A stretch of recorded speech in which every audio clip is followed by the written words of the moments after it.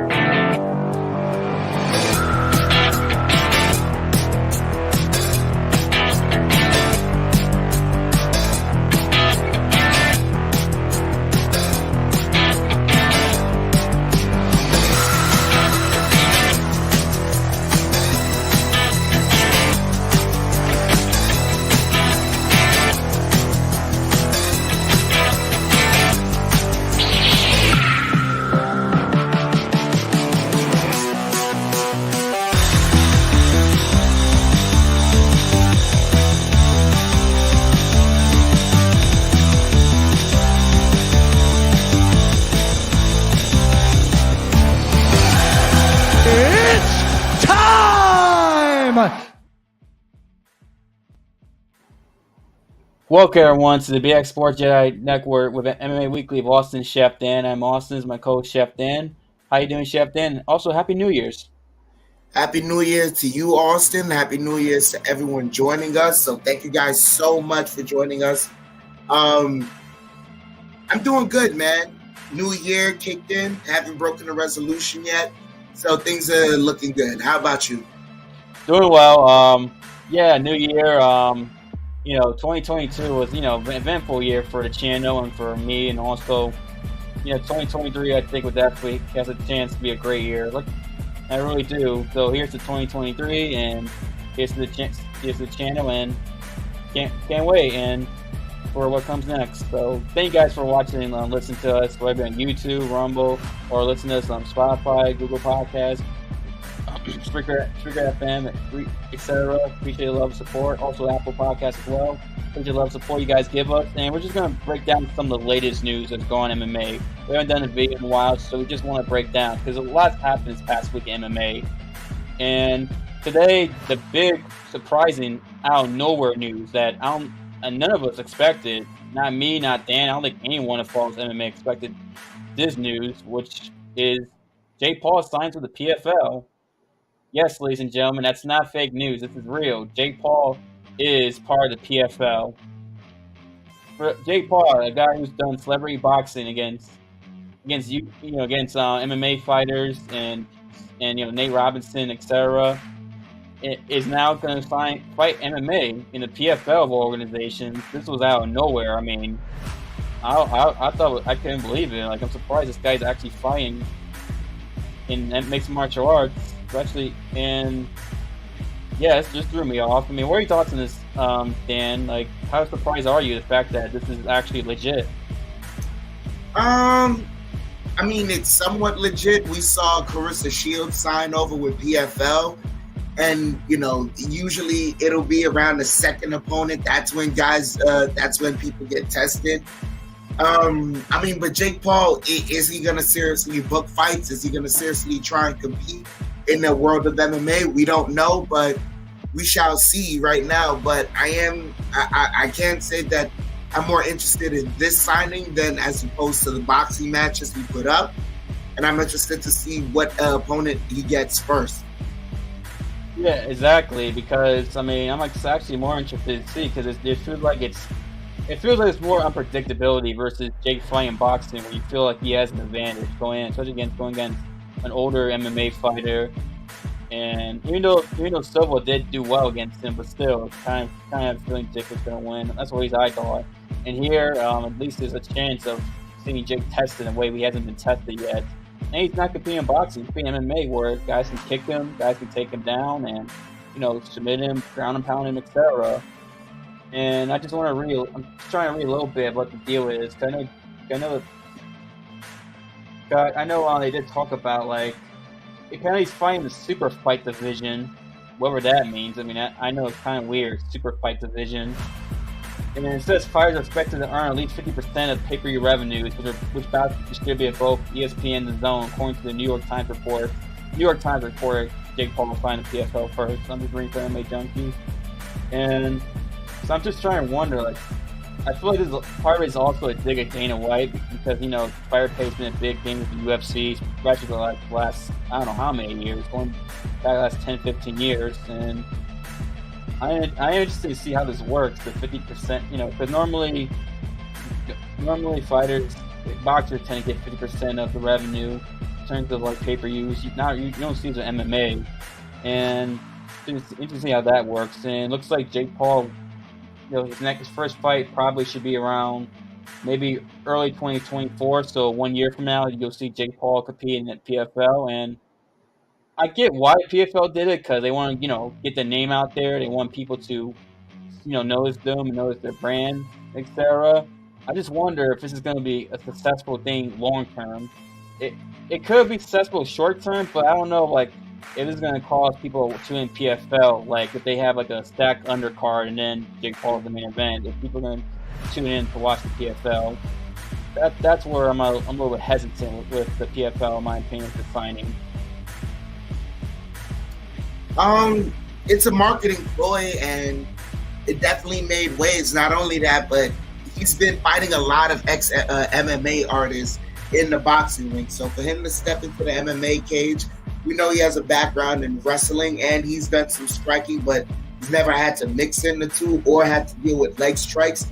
It'll just be interesting to see, what if they when they book him, what type of opponent, the first opponent he gets, because it's going to draw eyes. Now that it's MMA, it's going to draw eyes. It will. It definitely will, because as soon as the boxing thing starts getting stale, because his pay-per-view numbers kept going down, it's going to start getting more stale. So I think that just definitely will draw eyes. Maybe to see who he fights, because I know him and Nate Diaz have been talking back and forth, and he even said that he called out Nate Diaz to sign a 2-fight deal with him to fight him. Because Nate Diaz is a free agent. I don't know if it's interests Nate Diaz to go sign PFL to fight Nate Diaz. I mean, not to fight Nate Diaz, to fight Jake Paul, excuse me. I mean, it's a possibility. Can't rule that out. Also, Mike Perry, because I know him and Mike Perry were supposed to box. Like, there were talks of that. Who knows? Maybe Mike Perry him fight. Maybe do a 1-fight deal where they fight MMA once and they fight boxing once. That could happen, but I'm just throwing that out there as potential fights for Jake Paul and with this whole PFL thing.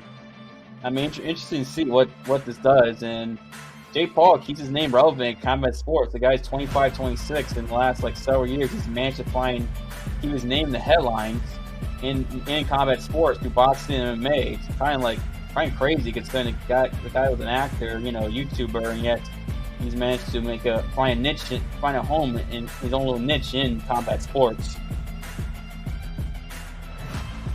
Yeah. So excited to see what happens and how PFL moves forward with this, because this is an opportunity for them to gain eyes on the fighting promotion. With that, we can move on to the next piece of news we want to discuss. Shavkat Rakhmonov versus Jeff Neal is being rebooked for UFC 285. Originally, the fight was canceled due to an injury on Jeff Neal's part, but they were able to rebook it and able to get it down for UFC 285.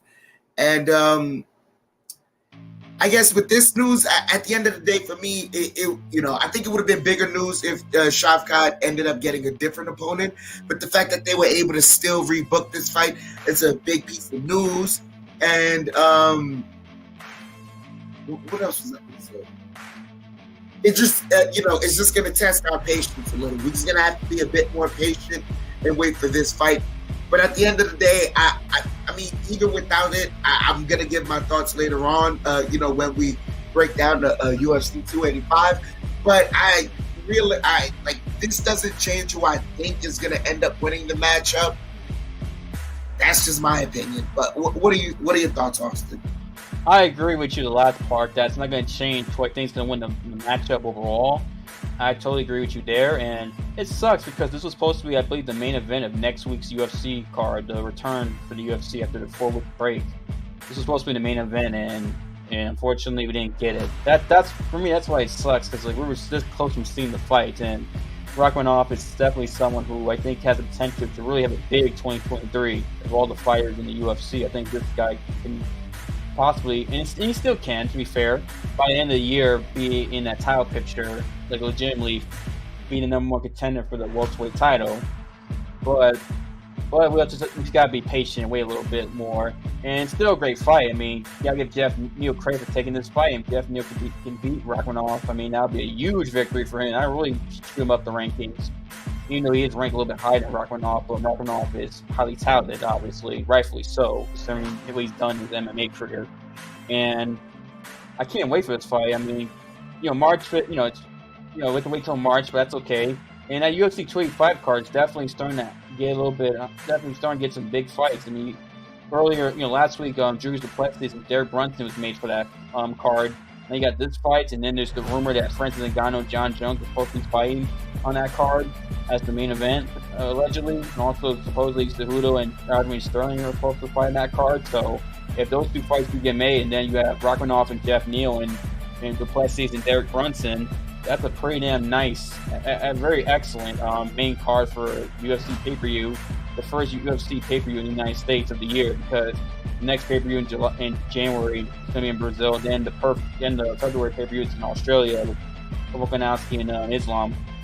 So, I mean, we'll find out what the main event and co-main event of that pay-per-view. I think we'll find out in the Brazil card 2 weeks from now, but 2 weeks from Saturday, excuse me. We'll find out, but this is a good fight for that pay-per-view card. Sucks. We have to wait a little bit longer, but I'm still excited for this fight. Yeah, absolutely right. And I'm also interested to see what Dana White is going to replace the fight. Well, now that one that fight essentially the co-main event got bumped up, what is going to be replaced? Is there something that could potentially? Is there an opportunity for 2 people to be booked and we get a new fight? We shall see. Next up on the bit of news, this is big for me. Adrian Yanez versus Rob Font, booked for April 8th. I'm excited for this one.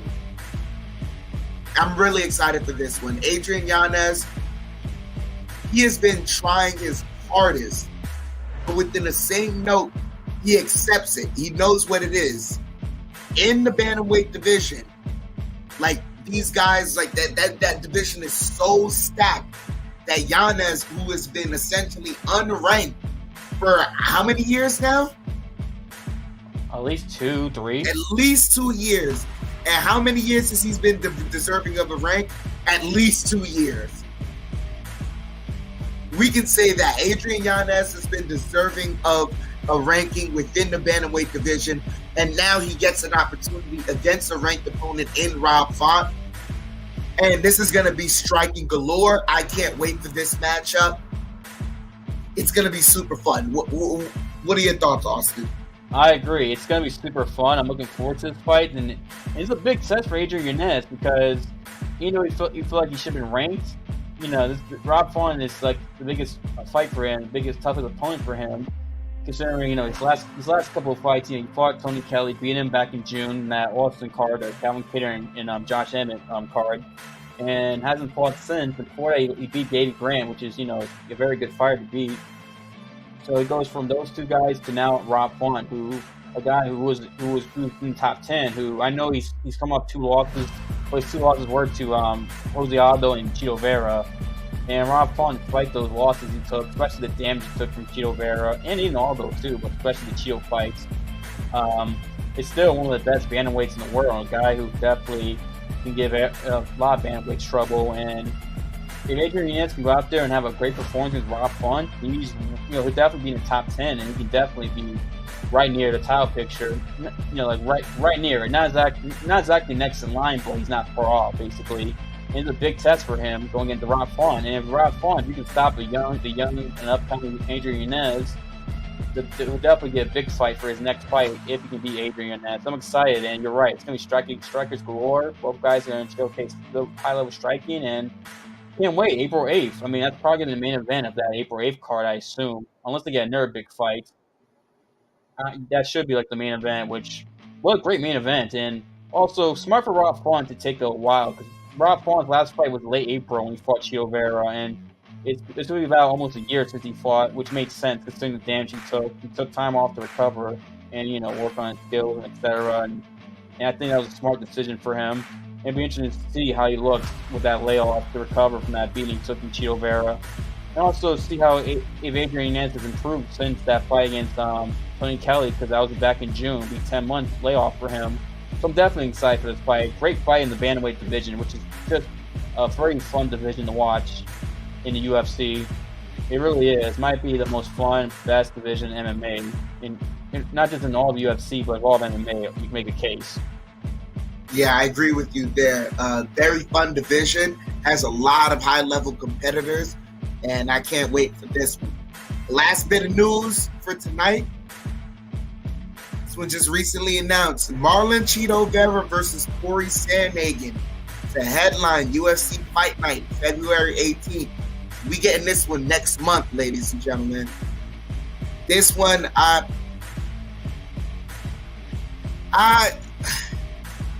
don't have a problem with the matchup in and of itself. These two guys are very highly touted. They're very good in what they do. They're excellent strikers, and they come out there to try and really get some damage laid out. My biggest issue, though, was I thought, all right, in regards to the bantamweight division, I think Merab Dvalishvili, it's Merab, and it's that Jose Aldo fight that threw a gut wrench in everything. Big gut wrench, because if you ask me, I have no problem with this match being booked. But Chito Vera should not be fighting one more fight to fight for the championship. He should be right there for the championship.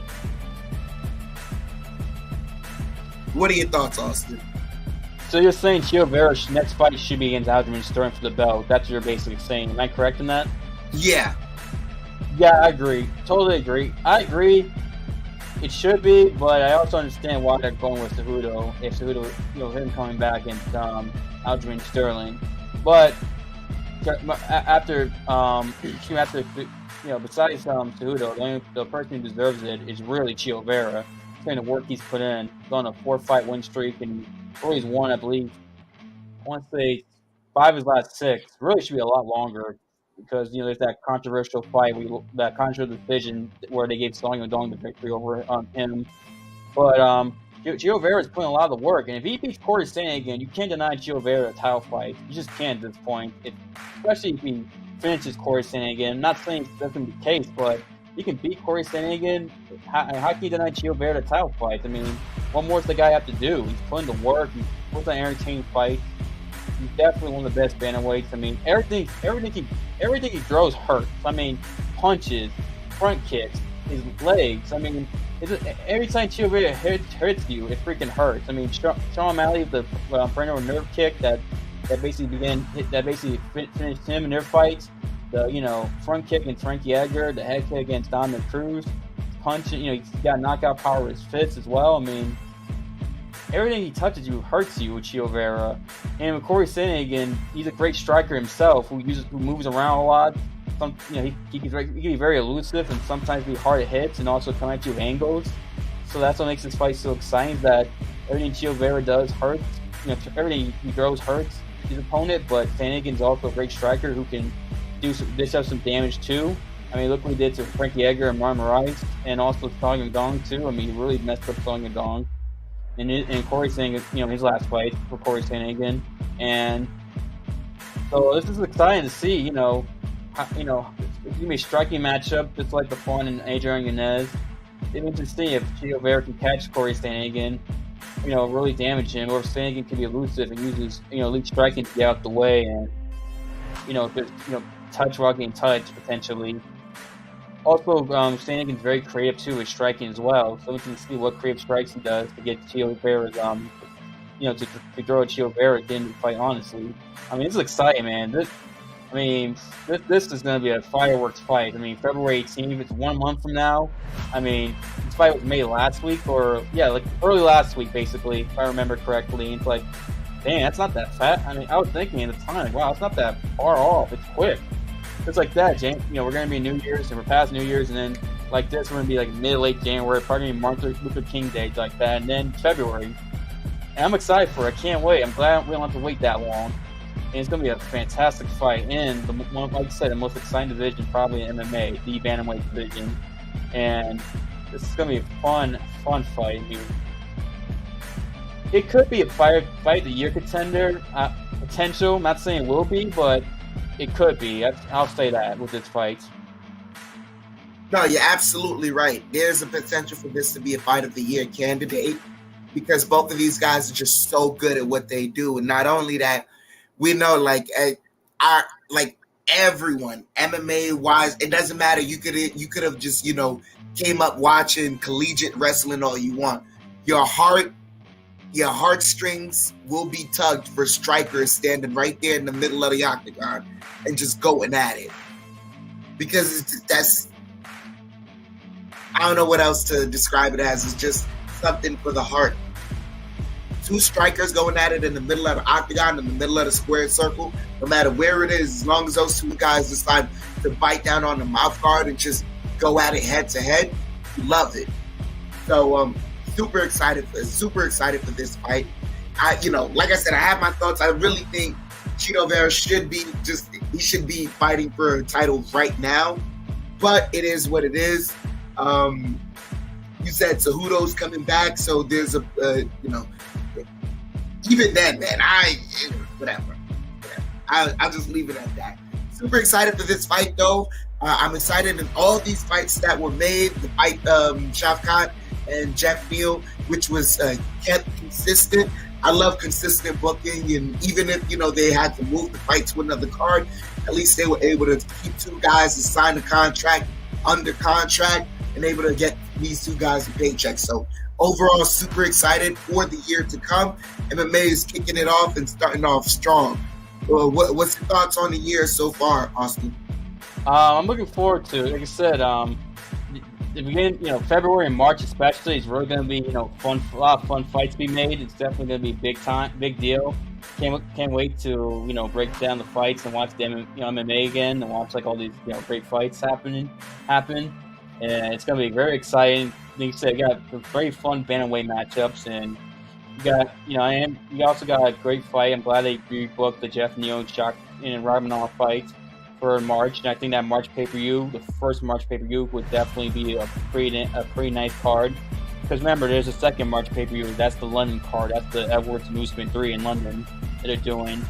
So, yeah, that early March pay-per-view card should be pretty damn good. I can't wait for that, and I'm excited. I mean, MMA's back. I mean, it's gonna be fun to watch these fights and break it down, talk about it.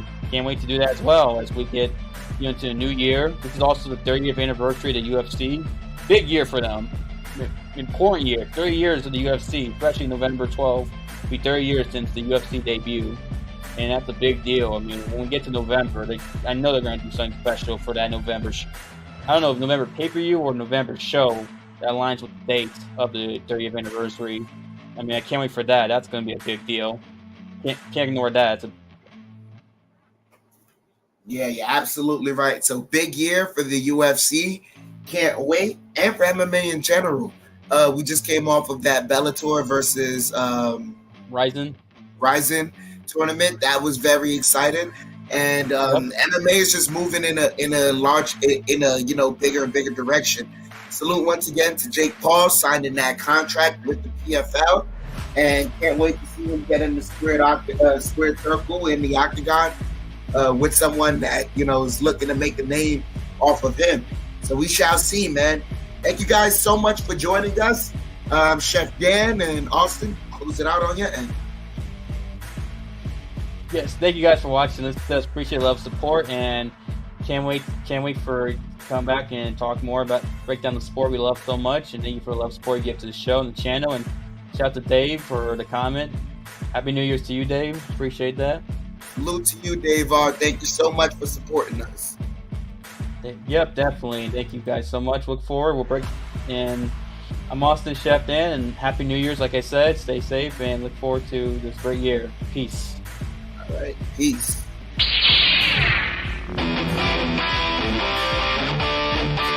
Ladies and gentlemen, we are